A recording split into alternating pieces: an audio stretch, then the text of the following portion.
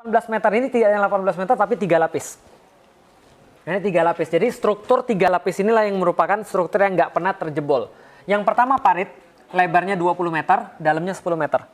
Yang kedua adalah setelah dia bisa lewat parit, taruhlah misalnya orang bawa kuda, kudanya berhenti di sini, dia harus kemudian berenang. Kalau berenang dipanah langsung dari sini. Taruhlah akinya kuat, kebel. Dia bisa manjat. Di sini dia harus kemudian dilempar batu, lempar panah, lempar minyak dan segala macam. Lempar api, bakar. Ini tingginya sekitar 8 meter. Tebelnya sekitar 3 meter. Kalau bisa lewat sini, harus lewat sini lagi. Dilempar, dibakar. Tebelnya sekitar 5 meter, tingginya sekitar 12 meter.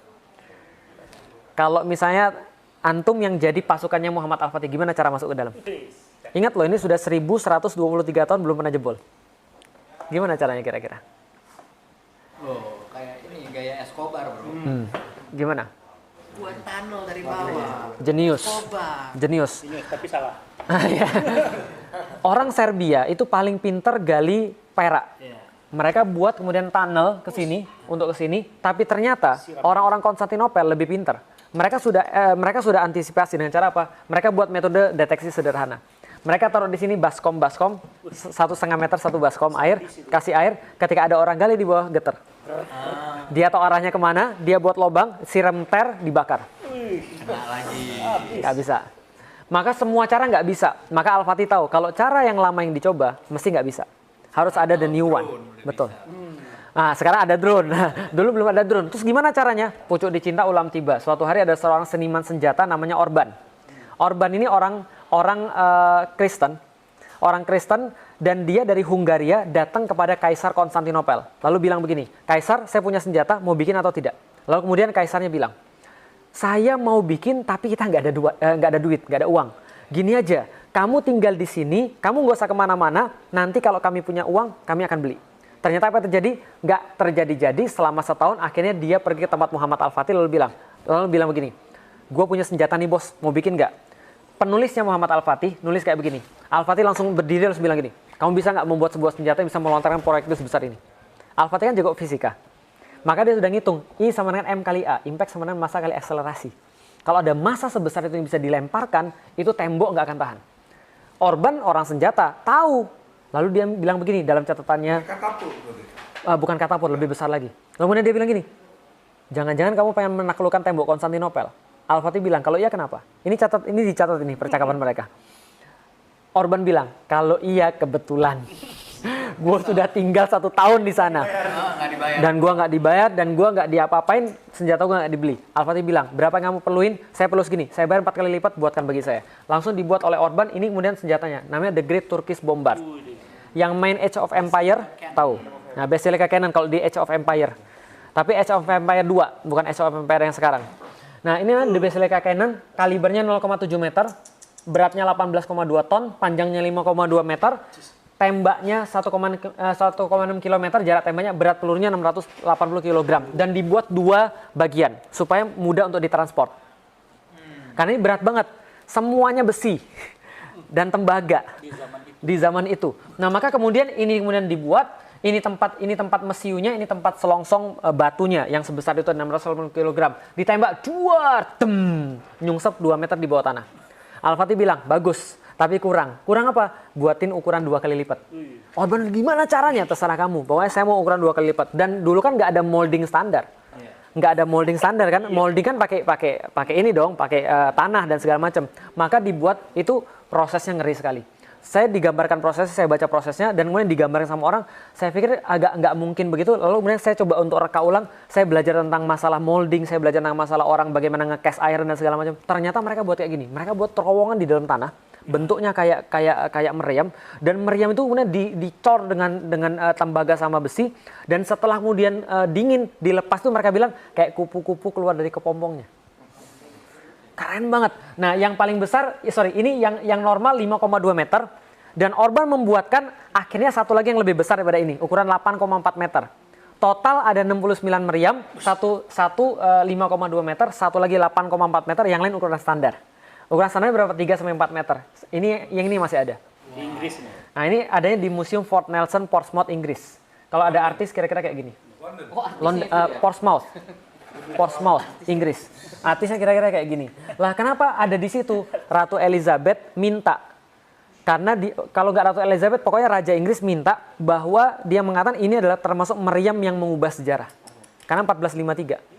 Nah, maka kemudian ketika ini kemudian sudah dibuat, maka mereka menyiapkan pasukan. Setelah berdiskusi dengan ulama-ulama, mereka bagi 3 arah. Dari sebelah timur mereka berusaha masuk ke dalam Teluk Tanduk Mas. Ini Teluk Tanduk Mas, buntu di sini. Dari sebelah selatan mereka berusaha untuk masuk lewat Laut Marmara. Dan dari sebelah barat mereka mencoba masuk lewat tembok Konstantinopel. Mereka nyerangnya dari mana? Dari sono. Karena mereka sudah masuk ke Eropa, Edirne namanya, Adrianopel. Dari Kaisar Hadrianopolis. Diganti nama oleh orang Turki jadi Edirne. Jadi gitu. Nah, mereka kemudian nyerang dari sini, apa yang mereka persiapkan? Kapal-kapal perang dipersiapkan. Jadi orang muslim tidak pernah punya kekuatan armada laut yang super besar kecuali setelah Al-Fatih bikin. Dan dia tetap nggak bisa mengungguli. Kapan dia bisa mengungguli? Pas zaman cicitnya, namanya Sulaiman Al-Qanuni. Nah, jadi ketika kemudian Sulaiman Al-Qanuni bikin pasukan armada laut, itu seluruh pasukan Islam itu menyamai seluruh gabungan pasukan Eropa. Karena waktu itu pasukan Eropa yang paling punya kekuatan laut adalah Venezia sama Genoa, belum ada Itali.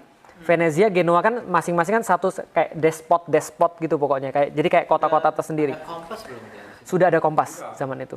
Betul. Nah, jadi ketika kemudian 400 kapal ini dibuat oleh Muhammad Al-Fatih mengepung Konstantinopel dari Laut Marmara, ini kapalnya masih kecil-kecil, masih sekitar 30 sampai 38 row. Dayung. 2 lapis. Makanya namanya bireme. Bireme itu ada 2 row, semua gayung. Bisa masuk sungai. Karena dia sistemnya gayung. Tapi lalu kemudian dari sebelah utara beberapa kapal kecil kemudian dikerahkan. Dan total 250.000 pasukan ini menyerang jalan dari Edirne sampai dengan Konstantinopel 2 bulan. Dan semuanya ditentukan oleh Aksyamsuddin. Nyerangnya di bulan ini, perginya di bulan ini. Gurunya. Nanti kita tahu kenapa. Nanti kita akan tahu kenapa. Gurunya jenius sekali. Nah, jadi meriamnya ini ditarik oleh 40 kerbau dan 100 orang yang ngeratain jalan. Karena rodanya kan masih roda primitif, bukan roda kayak sekarang. Nah, maka semuanya ini berjalan, mereka bilang ketika siang hari matahari tidak akan sampai ke terompah kami karena terhalang oleh panji-panji kami. Dan pada malam hari Anda tidak akan dapat melihat bumi karena tertutup oleh kemah-kemah kami. Ketika orang-orang Konstantinopel giliran melihat barisan-barisan mereka bilang gini, like a river of steel. Itu jalan pada mereka kayak sungai dari besi, bercahaya, mengkilat kemudian berjuzirah dan memenuhi pandangan kami from shore to shore. Memenuhi pandangan kami dari pantai sampai ke pantai. Maksudnya apa? Dari pantai sampai ke pantai, muslim semua di situ. Sampailah mereka pada tanggal 4 April 1453. Istirahat pada tanggal 5 April 1453 dan pada tanggal 6 Aksyamsuddin bilang mulai penyerangan. Kenapa? Nah, kenapa tahu pada tanggal 6? Ada yang tahu? Karena itu hari Jumat. Dan kaum muslimin dari dulu selalu memulai hal-hal penting pada hari Jumat. Karena itu adalah awalnya hari. Jadi betul, kayak Seninnya kita. Ini Jumat. Sayyidul Ayyam. Penghulu daripada para hari itu hari Jumat. Paling bagus itu hari Jumat. Dan kenapa hari Jumat? Dan dimulai setelah matahari tergelincir. Kenapa? Karena pada saat sholat Jumat semua muslim mendoakan pasukan di garis depan. Maka dulu ketika sholat Jumat pasti mendoakan pasukan di garis depan. Ya Allah permudahlah, ya Allah mudahkanlah Islam untuk tersebar dan segala macamnya. Karena berdoanya di hari Jumat. Nah, kemudian 6 April 1453 pagi-pagi dikasih seperti sabda Rasulullah, sebelum kamu kemudian untuk membebaskan satu negeri, maka tawarkan mereka untuk masuk Islam. Kalau tidak mau, tawarkan mereka untuk membayar jizyah. Kalau mereka tidak mau, maka perangilah orang-orang yang memerangi kalian. Karena kalian bukan untuk memerangi orang, bukan untuk memerangi manusia, tapi memerangi kezoliman untuk menyebarkan agama. Ditawarkan sama Muhammad Al-Fatih. Mau yang mana? Serahkan kota kepada kami, bayar jizyah, atau kemudian mau diperangi.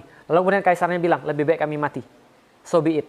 Lalu kemudian tergelincir matahari, Al-Fatih kumpulkan pasukan di situ 1,5 kilometer daripada tembok kota, cukup jauh untuk bisa dipanah karena jarak panah waktu itu cuma 1,5 kilometer, nggak ada orang yang bisa lebih daripada 1,5 kilometer, cukup jauh untuk bisa dipanah, jauh sekali. Crossbow. Dan itu nggak bisa.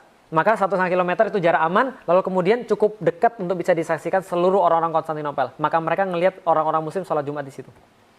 Sholat Jumat, setelah itu kemudian mereka bilang, ini kayaknya kami melihat salib terakhir kali di Hagia Sophia. Dan setelah itu kemudian meriam pertama ditembakkan. Hasilnya apa? Hasilnya kita kira Muhammad Al-Fatih menang, tapi ternyata kalah total. Kenapa kalah total? 400 kapal kalah dengan 27 kapal. Sadis ya, Konstantin. Karena kita baru bisa buat bireme, mereka sudah punya galeon. Apa itu bireme? Bireme, 2 row orang yang 2 row orang-orang yang dayung. Mereka punya galeon. Galeon itu geli. Mereka punya galeon, galia. Nah, galeon itu dibandingkan kapal-kapal kita dalam sejarah tuh ditulis, dalam textbook ditulis seperti semut mengerubuti batang kayu. Jadi besar banget kapal-kapal mereka karena Venezia dan Genoa memang jago buat kapal. Makanya ada celana jin. Dari mana celana jin? Dari Genoa. Kenapa orang Genoa pakai celana jin? Mereka menemukan baju khusus untuk buat kapal, namanya jin. Orang-orang Genoa mereka punya baju jin untuk buat kapal, ringan dan tidak mudah rusak. Maka kemudian ketika mereka punya kapal Islam kalah total di situ. Lalu kemudian dari sebelah timur gimana? Dipasang rantai segede kingkong. Rantai segini gini nggak bisa lepas. Kapalnya tuh nggak bisa masuk karena dihalangi rantai. Bagaimana dengan sebelah barat? Meriamnya ditembakkan, tapi baru ketahuan kelemahannya. Apa kelemahannya? Reloadnya 3 jam sekali. Baru ketahuan kelemahannya. Maka 1 hari 1 malam cuma bisa nembak 7 kali. Nggak bisa lebih. Tembak, hancur semen. Tembak, hancur semen. Belum yang hancur-hancuran semua. Zaman dulu tembaga ditembakkan dengan mesiu itu koefisien geseknya panasnya luar biasa dan kalau ditembakkan terus pecah.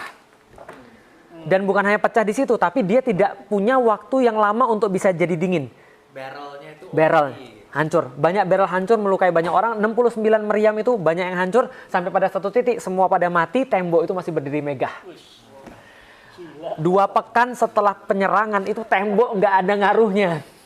Orang-orang muslim lihat ternyata persiapan kita tuh hancur lebur di bawah tembok ini. Mulai muncul suara-suara sumbang. Pernah naik gunung? Kapan orang paling banyak gagal pas naik gunung? Awal mulai, setengah, atau pas sudah mau nyampe? Betul. Orang sudah pas mau nyampe tuh biasanya banyak ngeluh, banyak stres, tiba-tiba kakinya nggak bisa bergerak, tiba-tiba segala macam, gue udah mau mati nih, gue udah mau jantungan nih. Padahal udah sampai. Betul. Itu orang banyak nyerah ketika udah mau sampai. Ketika dalam kondisi begitu, banyak suara-suara sumbang. Muhammad Al-Fatih orang gila. Pulang aja lah. Ngapain di sini? Ini gara-gara anak kecil. 21 tahun, nyuruh-nyuruh kita. Banyak yang mati. Al-Fatih tahu, nggak beres semua. Ternyata memang betul. Dalam setiap perjuangan tuh pasti ada sampah. Yang suka nyebarin hal-hal yang nggak benar. Dan ternyata sampahnya datang dari higher rank. hoaxer. Betul. Yang membuat orang jadi kacau balau. Professional hoaxer. Betul. Nah, kemudian setelah itu dikumpulkan para perwira tinggi, Al-Fatih bilang, kita pulang atau kita lanjut? Semua nggak ada yang ngomong karena Al-Fatih ini 21 tahun temperamental. Dan ini menyebabkan kenapa sejarah itu lebih senang dengan Salahuddin dan lebih kejam pada Muhammad Al-Fatih. Karena Al-Fatih memang temperamental, Salahuddin nggak. Salahuddin sangat baik sekali. Muhammad Al-Fatih temperamental. 21 tahun tapi kalau ada yang salah, itu bisa bahaya. Nggak ada yang ngomong kecuali satu orang yang tua, yaitu adalah penasihat dari zaman bapaknya namanya Halil Pasha. Halil Pasha bilang, Muhammad, kamu tahu saya? Iya, kamu adalah penasihat dari zaman bapak saya. Silakan Lala, silakan kakek, silakan ngomong. Saya tuh melihat kamu tumbuh dari anak kecil banget menjadi orang yang dewasa. Dan menjadi panglima yang sangat hebat dan keren banget. Dan gak ada yang bisa mimpin kecuali engkau. Lalu dia bilang, tapi masalahnya adalah, saya tuh dari kemarin ngeliat kamu tuh sangat-sangat temperamental dan kamu sangat-sangat keras kepala. Gara-gara kamu banyak pasukan kita mati. Kamu tahu nggak kalau kamu terus-menerus sombong kayak begini, nggak ada lagi yang tersisa untuk kamu pimpin. Kita pulang aja. Kita terima aja uang dari Yunani untuk kita pulang. Ternyata dia sudah disogok. Al-Fatih kemudian nggak senang, tapi sebelum dia selesai ngomong, meja dibanting sama Zaganos Pasha, seorang mu'alaf, namanya Zaganos Pasha, orang Yunani. Dia bilang gini, jangan dengarkan kata-kata dia. Saya nggak mau kita kalah di sini, kita berhadapan dengan batu-batu tersusun akan ngalahin kita. Saya nggak mau. Kalau kita punya Allah, kita akan bisa melawan semuanya. Mereka nggak punya siapa-siapa. Dan kita nggak mau kalah di depan batu-batu ini. Dan saya ingatkan pada setiap kalian, kita pas pergi bukan mau kembali. Tapi kita harus mencapai 2 hal. 1, mati syahid, atau kita kemudian dapat kota ini. Al-Fatih kemudian bilang, oke kalau gitu lanjut atau tidak? Lanjut. Nah setelah lanjut, mereka bahas. Apa masalahnya? Masalahnya di sini ada rantai. Di sini nggak bisa pakai kapal. Di sini nggak bisa pakai meriam. Advisernya bilang, penasihatnya bilang, gini caranya. Kalau kapal kita bisa masuk ke sini, kita nyerang dari utara, maka pasukan bertahan di sebelah barat yang perbaiki tembok terus-menerus sehingga perfect terus, ini terpaksa akan menyebar ke sebelah utara. Maka tembok tidak akan bisa diperbaiki seperti semula. Tapi gimana caranya? Memecah perhatian. Diversion. Tapi gimana caranya? Ini kemudian ini. Ada rantai. Ternyata Al-Fatih bilang, setelah semuanya stalemate, nggak tahu gimana caranya, stres, Al-Fatih bilang, gampang, setiap masalah pasti ada solusinya. Kan dia kan baca sejarah banyak. Dia tahu kan, gimana solusinya? Dia bilang gini, gampang, kita kan punya kapal.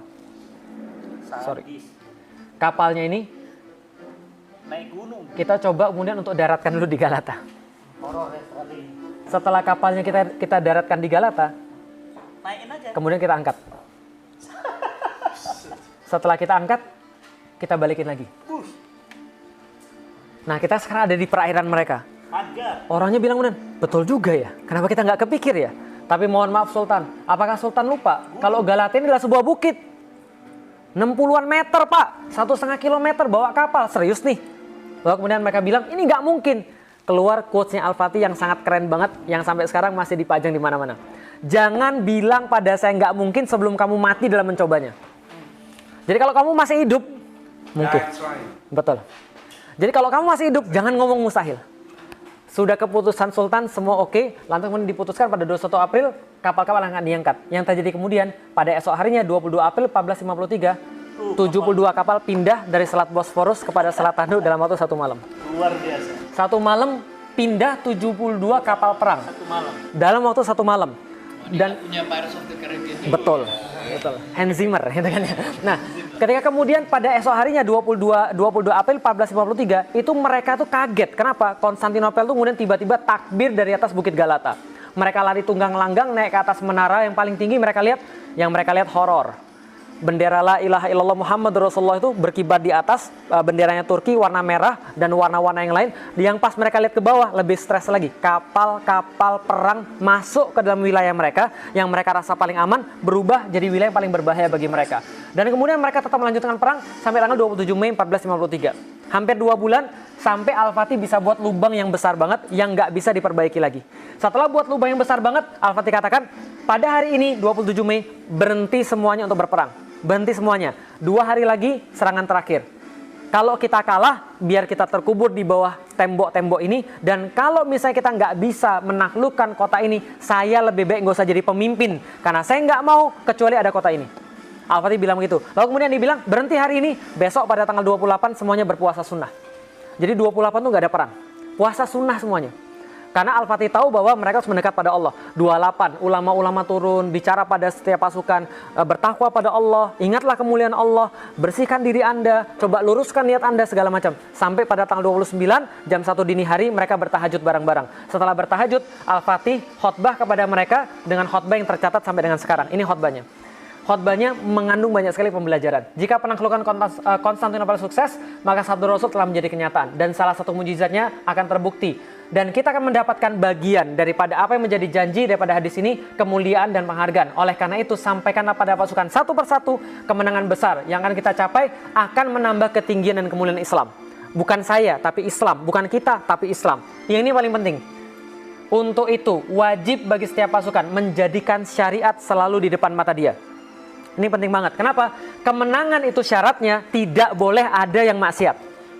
Selama masih ada yang maksiat, Allah gagalkan pertolongan pada orang-orang itu. Jangan maksiat, jangan maksiat, jangan ada yang melanggar syariat. Nanti kalau kita menang, jangan ngusik tempat peribadatan, jangan ngusik gereja. Kalau saya ketemu dengan mereka, jangan ganggu para pendeta, jangan ganggu anak-anak, jangan ganggu wanita, jangan ganggu orang-orang yang tidak berdaya. Ini pesannya siapa? Pesannya Rasulullah SAW. Bahkan kata Rasulullah, jangan tebang pohon tempat orang berteduh, jangan membumi hanguskan, jangan bakar rumah, jangan apapun. Kita punya Allah, kita melakukan ini bukan karena apapun, tapi karena mensyiarkan Islam. Setelah kemudian itu, dia bagi 3 pasukan. Pasukan pertama adalah pasukan jomblo. Nah, jadi ini orang-orang jomblo-jomblo ini gitu kan ya. Kalau masuk sana taksir boleh nggak? Hah? Kenapa? Taksir boleh. Boleh, ya ada masalah. Nah, maka jomblo-jomblo ini ada pasukan pertama. Kenapa? Jomblo-jomblo zaman dulu terhormat. Mereka tuh kayaknya saya pikirin kenapa mereka mau jadi pasukan pertama? Karena mereka bosan ditanya setiap Syawal, kapan kawin, kapan kawin, kapan kawin gitu. Jadi mereka mau mati aja. Jadi gitu. Ini pasukan jomblo pertama. Dikasih waktu dari jam 2 sampai jam 4. Oh ya gitu. Saya lupa ada satu jomblo. Iya, kapan kawin, kapan kawin. Jomblo dikasih waktu jam 2 sampai jam 4. Mereka paling minim peralatan, tapi mereka sangat semangat. Nama pasukannya pasukan Azab. Bukan Azab, bukan. Azab itu artinya jomblo. Orang-orang yang belum nikah. Jadi pasukan Azab di 2 jam 4. Jam 4 ditarik mundur. Jam 4 dikeluarkan pasukan reguler, pasukan sipahi, pasukan bersenjata berat tapi kemudian pasukan reguler. Jam 4 sampai jam 6 sipahi ditarik. Dan nggak ada kemenangan juga. Jam 6 dikeluarkan Yeniseri. Jam 6 dikeluarkan Yeniseri sebelum matahari bersinar dari sebelah timur, the rest is history. Konstantinopel takluk. Sebelum matahari bersinar dari sebelah timur, dia masuk dari gerbang ini, dia sengaja milih Gate of Carisius. Artinya gerbang Ar-Rahman. Gerbang Ar-Rahman dia di sini ada tulisan pada hari Selasa 29 Mei 1453 berapa milad dan berapa hijriah segala macam, Muhammad Al-Fatih pada pagi ini memasuki kota ini. Dan sayang sekali ketika saya pergi ke Turki pertama kali, saya nanya di mana tempat ini, di mana tempat ini, nggak ada satupun guide yang tahu. Akhirnya pada tahun 2015 saya jalan kaki nyusurin tembok ini 7,5 km, akhirnya saya dapat. Ini tempat, baru setelah itu orang jadiin sebagai tempat wisata. Tapi sampai sekarang ini tempat ini. Your own research sampai dapat? Sampai dapat. Dulu sudah tahu orang-orang. Nggak tahu orang-orang. Begitu dapat, ini betul. jadi tempat wisata. Iya. Jadi berjasa untuk ekonomi Turki nih. Lumayan.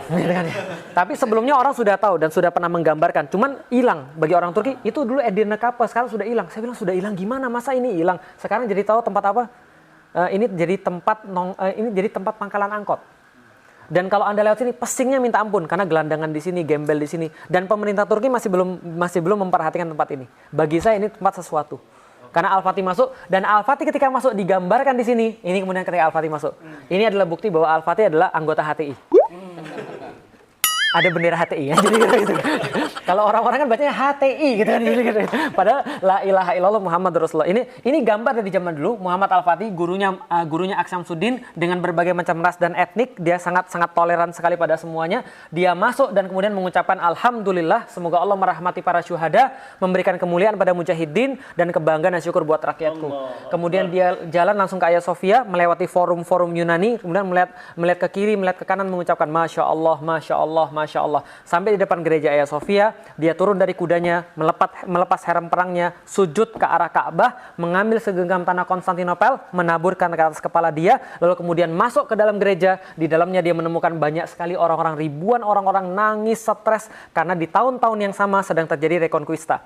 Spanyol dikuasai lagi sama orang-orang Salibis. Kemudian orang-orang Muslim dibunuh mati semua di sana. Tapi Al-Fatih bilang, kalian tidak akan kami lukai, kalian tidak akan kami sakiti. Yang tetap ingin tinggal di kota ini, propertinya masih tetap milik mereka dan masih sampai sekarang terbukti. Dan siapapun yang pengen keluar dari tempat ini, kami jamin mereka sampai ke depan pintu gerbang kota. Tapi kami minta tempat ini kami jadikan sebagai masjid. Maka kemudian Hagia Sophia dijadikan sebagai masjid. Hari itu juga, di waktu itu juga diperintahkan Hagia Sophia menjadi properti pribadinya Muhammad Al-Fatih, dibersihkan semuanya, kemudian ditutupi gambar-gambar. Jadi gambar Yesus itu ada, itu bukan gambarnya dari awal ada. Kalau misalnya Mas Dani ke sana terus dijelasin sama orang-orang yang guide, mereka kan bilang, ini simbol toleransi bahwa masjid ada gambar Yesus. Enggak. Itu ditutup sama Muhammad Al-Fatih. Lalu baru kebuka sekitar tahun 1900-an. Ketika gempa, kebuka lapisannya. Nah, jadi itu ditutup. Al-Fatih itu puitis, dia sastra. Ketika masuk pertama kali Hagia Sophia, dia langsung bikin puisi. Puisinya sampai sekarang masih ada. Cuman saya nggak paham. Jadi dia bilang, indahnya tempat ini seperti Kisra ketika kemudian menemukan jaring-jaring laba-laba Afrasiab. Tentaranya tadi yang ada profesional tentara. Kan? Betul. Tentara yang non-bahlul, tidak boleh. Betul, yang pinter. Ya, bodoh lah. Kalau bodoh bahaya. Nah, itu kan ya. Karena kejadian. Ada tentara yang lagi nyungkilin marmernya Hagia Sophia, langsung dihukum. Anyway, dia udah masuk situ dengan tentara itu high pay price. Kan? Betul. Dibayar dan segala macam. Tapi kan propertinya tidak diambil. Tidak diambil.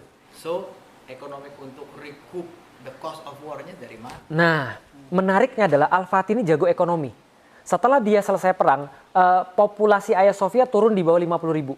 Maka dia bangun mall pertama di dunia, The Covered Bazaar. Atau Kapalı Çarşı. Kapalı artinya dalam bahasa Turki tertutup. Çarşı artinya bazar. Bazar pertama yang untuk nge-mallnya di Yeah. situ. More than 3,000 ini penjual. Jadi lebih daripada 3.000 peserta. Store yang ada di Kapalı Çarşı, Grand Bazaar. Yang ada di 007 Skyfall. Jadi kalau nggak salah Skyfall ya, coba nonton aja, itu ada Covered Bazaar. Iya, jadi pas kejar-kejaran naik motor di atas. Nah, jadi Skyfall, James Bond, 007 itu settingnya di sana. Atau ini apa namanya? 700 tahun ya. 700 tahun. Penantiannya. Betul, 825 tahun. Betul. Nah, jadi ketika ini semua disampai, nah ini karena, dan banyak yang nggak tahu. Orang-orang yang ya ignorance terhadap sejarah, mereka bilang gereja itu dibuatnya ke arah timur, gimana bisa dijadiin masjid? Mereka nggak ngerti sejarah. Ini gereja ortodoks, bukan gereja-gereja yang ada di Roma. Gereja yang ada di Roma, kenapa ngadepnya ke timur? Karena itu dulu kuil. Kuil itu selalu menghadap kepada matahari terbit, Apollo. Maka kemudian ngadepnya ke sebelah timur. Itu masuk ke sebetulnya Roman pagan. Benar, Roman Dia pagan. aslinya Roman pagan. Diubah jadi yang memakai jubah Betul, diubah jadi gereja. Nah, sedangkan Hagia Sophia ini ortodoks. Paganism. Betul. Nah, ini ortodoks. Ortodoks ini ngarahnya kemana? Yerusalem, Mas. Maka ketika mau diarahkan ke Ka'bah, tinggal diubah 9 derajat doang. Ini yang diambil sama Sama Rusia, ortodoks. Identitas agama Betul. diambil Ortodoks Kristen. Setelah Bizantium jatuh, Rusia mewarisi ortodoks. Karena katanya boleh minum alkohol. Nah, itu kalau itu saya belum tahu. Nah, nanti netizen protes. Nah, setelah kemudian dia bentuk kemudian satu mimbar, semua selesai sebelum asar. Dan asar 29 Mei 1453 berkumandang azan di Konstantinopel. Itu yang saya tebak kenapa Hagia Sophia ketika diubah lagi oleh Erdogan, azannya yang pertama kali itu adalah, yang pertama kali setelah dia berubah adalah azan asar. Karena Muhammad Al-Fatih asar. Nah, setelah kemudian azan masih jadi kemudian gereja sampai dengan sekarang. Dan itu adalah tanda-tanda ya luar biasanya. Nah, ini adalah kemudian awalnya. Saya pengen jelasin sedikit tentang Hagia Sophia. Yang warna abu-abu ini struktur baru. Dibuat oleh Mimar Sinan untuk supaya anti gempa. Karena ini adalah kubah terbesar di dunia, hampir 60 meter. Dan berapa kali jatuh gara-gara gempa. Karena Konstantinopel kan tempat gempa. Lalu kemudian dibangun lagi, dibuat lagi segala macam. Nah, ini struktur-struktur penahan dibuat kemudian untuk supaya Hagia Sophia nggak jatuh. Aslinya cuma kota ini aja. Yang merah. Yang merah. Dan ini dibangun. Dan menurut yang saya temukan, Mimar Sinan ketika buat struktur ini semuanya diintegrasikan dengan struktur awal. Kalau mereka mau cabut ini menara-menaranya, ini strukturnya hancur semua. Jadi fondasinya didalemin lagi lah. Betul. Jadi ini kemudian dilakukan oleh Mimar Sinan. Nah, ini 825 penantian, 54 hari perang. Luar biasa. 8 abad. Materinya mulai dari sini. Tadi pendahuluan, ini materinya. Materinya saya mau nanya pada Al, El, dan Dul. Kapan penaklukan Konstantinopel terjadi? 29 Mei 1000 tahunnya. tahunnya berapa? 1453. Oke, 29 Mei 1453. Salah. Itu April kan? Bukan. Kapan penaklukan Konstantinopel terjadi? 29 Mei 1453. Salah. Kapan? Jawabannya adalah Konstantinopel takluk bukan 29 Mei 1453, tapi ketika Rasul mengeluarkan dari lisannya akan ditaklukkan kota Konstantinopel. Rasul mungkin bohong nggak? Sedekah Rasul. Rasul nggak mungkin bohong. Maka ketika Rasul ngomong itu sudah selesai.